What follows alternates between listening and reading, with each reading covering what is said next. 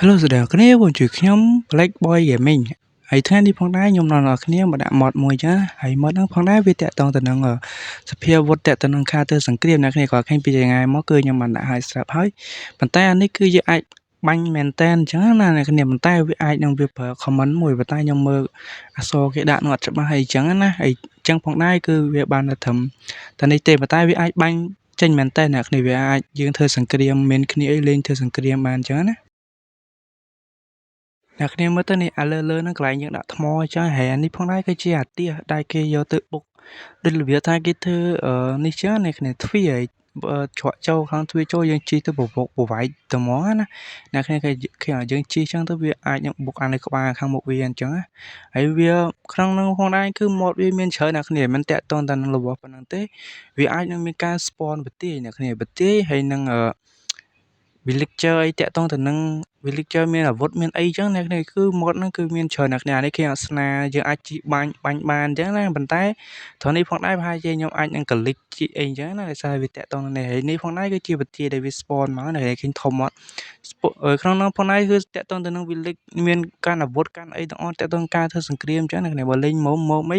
គឺលយមែនតើអញ្ចឹងយើងលេង survival អីចឹងយើងដាក់ mod ឲ្យច្រើនទៀតមកគឺអែមែនតើឥឡូវអ្នកគ្នាមើលក្នុងទៅខ្ញុំអត់ចង់និ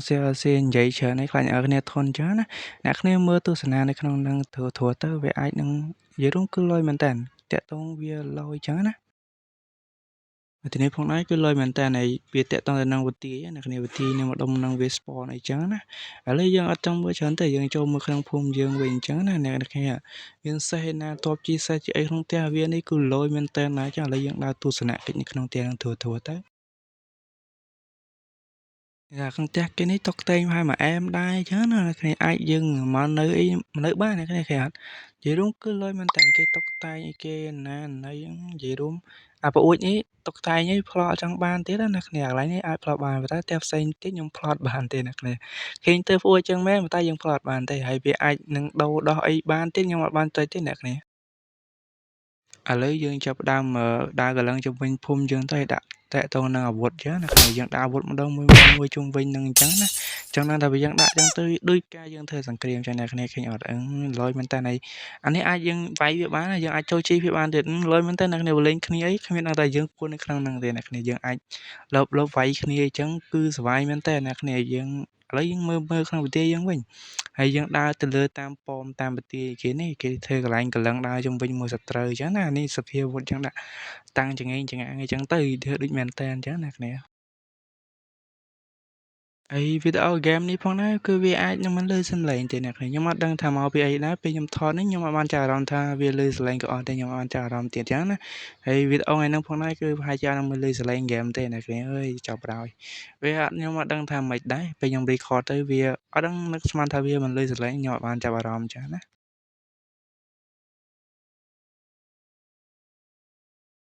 បើយើងមើលណាច្រើនហើយមើលអាទេសភាពនៅក្នុងភូមិនេះគឺស្អាតមែនតើអ្នកនេះស្រស់ត្រកាលអីចឹងណានិ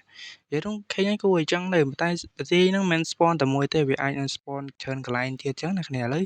យើងមកទស្សនាពេលយប់វិញណាគ្នាពិតជាស្អាតមែនតើអ្នកគ្នាមើលទៅមើលពីលើភូមិវាអីទៅនិយាយរួមមើលពីលើទៅគឺកាន់តែស្អាតចឹងណាគ្នាឃើញអត់យើងកន្លឹងជុំវិញមើលចឹងស្អាតមែនតើអ្នកគ្នា